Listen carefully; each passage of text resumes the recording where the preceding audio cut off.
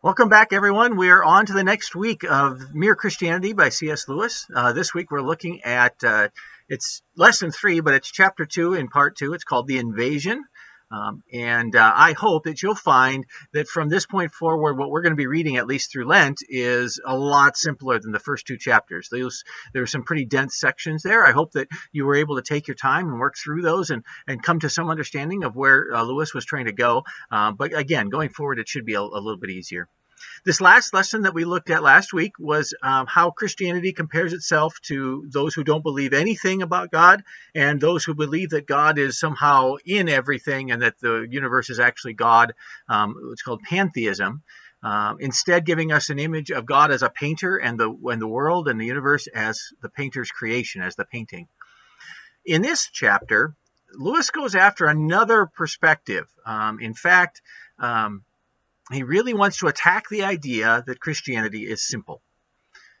He will point out that in popular media and in books and movies, whatever it is, and popular understandings even, everybody wants to make out Christianity to be simple. And in C.S. Lewis' view, that's what's called a straw man. That is, it's easy to attack. It is overly defined. It is stuffed with straw, and so you can destroy it very easily. There's no strength really to it. What he says, or what he tries to make us understand, is that, in fact, Christianity is not simple. If we believe that, he says that's what he calls a boy's philosophy. That is, it's immature. It's the kind of thing that children believe. What Lewis wants us to understand, in fact, says it very plainly, that real things are not simple, and that God is real. So our choice is, do we want simple, or do we want God? Because we can't have both. And that really challenges us as Christians to try and learn more and move more and understand the enormous complexity of what God lays in front of us. And Scripture is extremely helpful in that, as is studies like this, where we think about things with each other, where we try to come to some understanding of who Jesus is and what Christ can mean for us.